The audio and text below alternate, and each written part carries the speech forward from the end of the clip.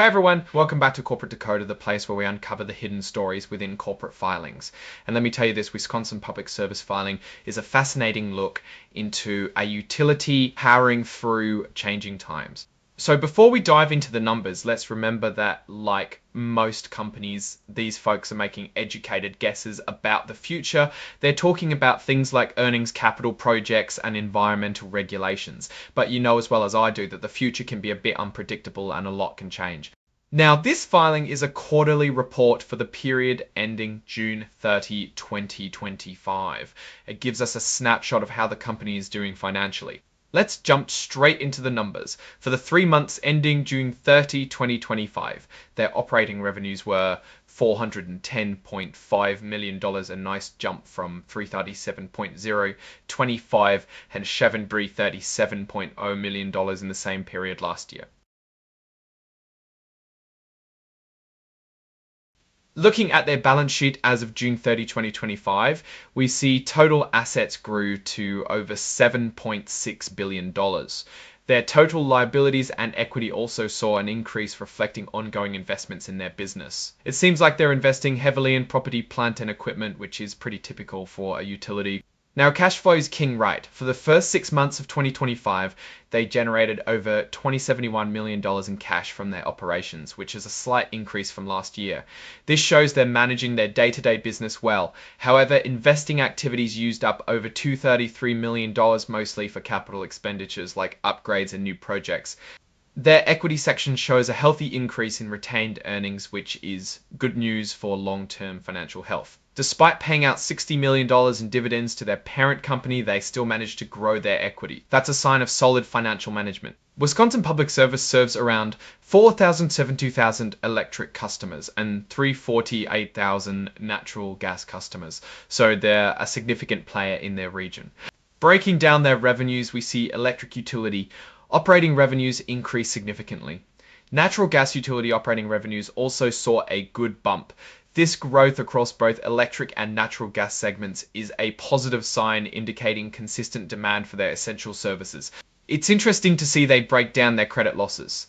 They've got a pretty solid handle on this with robust procedures to manage potential losses from customers who can't pay. Even with a slight increase in write-offs this quarter, they've got regulatory mechanisms to recover these costs, which is pretty smart. Utilities often have these regulatory assets and liabilities that reflect costs or income that regulators allow them to recover or refund in future rates. They have a lot in plant retirement related items and environmental remediation, reflecting the long-term nature of utility investments and liabilities. They're continuing to invest in their infrastructure with $6.28 billion in property, plant, and equipment. They're also planning for the retirement of some older power units, which is a common trend in the industry as they transition to cleaner energy sources. When looking at fair value measurements, they're using level 1, 2, and 3 inputs. Most of their derivative assets and liabilities are in level 2, which means they're based on observable inputs other than quoted prices. This suggests a degree of transparency and reliability in their valuations. They use derivatives to manage risks with energy costs like natural gas and purchased power. It's smart business to lock in prices and protect customers from volatile energy markets. Importantly, none of these derivatives are designated as hedging instruments, which means their impact is recognized as it happens in their cost of sales, though some can be deferred for rate recovery. The company is showing a net periodic benefit credit for both pension and other post-retirement employee benefits.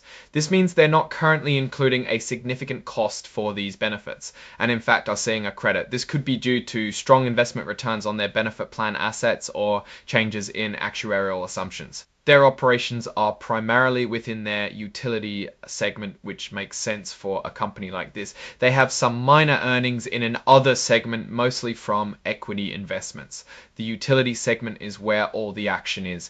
Now let's talk about their future plans a bit. They're projecting over $2.6 billion in capital expenditures over the next 3 years, which is substantial. This includes a lot of investment in renewable energy projects like solar and battery storage. They're also planning upgrades to their natural gas distribution systems. This is a huge push towards cleaner energy and modernizing their grid. Management's discussion highlights their strategy, which is focused on environmental stewardship, reliability, operating efficiency, and financial discipline. They're clearly aligning with the broader industry trend of decarbonisation and renewable energy investment. Looking at the 3 months ending June 2025, their net income was $55.2 million, up from $43.7 million in the prior year. That's a healthy 26% increase. Their utility margin, a non-GAAP measure, increased by almost $40 million in the second quarter. This is driven by higher sales and a rate increase. What's also interesting is the difference between their GRP margin excludes certain operating expenses and depreciation, making it look rosier. Other operating expenses did go up, driven mainly by higher depreciation due to new assets coming online and increased transmission expenses. This is to be expected with their heavy investment in new infrastructure. Their liquidity seems solid. They expect to meet their cash needs through operations, parent company contributions, and access to capital markets. Their revolving credit facility provides a safety net. They anticipate meeting short-term and long-term cash needs through internal cash generation, parent contributions, and accessing capital markets. This balanced approach is crucial for a utility managing large capital projects. The first 6 months of 2025 saw capital expenditures rise to over $253 million, primarily due to investments in renewable energy projects. This is a significant increase, showing their commitment to future energy infrastructure. They're dealing with regulatory changes like the Uyghur Forced Labor Prevention Act impacting solar panel supply chains and updating their clean air regulations. These are common challenges for energy companies today. Our take on Wisconsin Public Service is that they are navigating the energy transition quite smartly.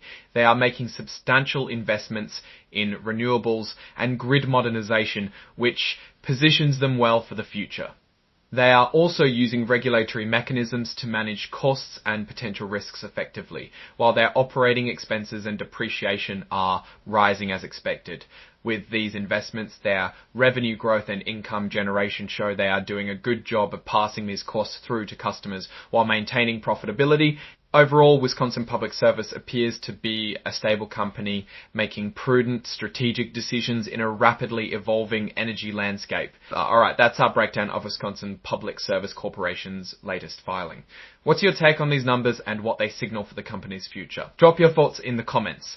If this analysis was valuable, hitting that like button really helps, and subscribe for more deep dives. Don't forget to check out the Discord linked in the description. Thanks for watching. See you next time.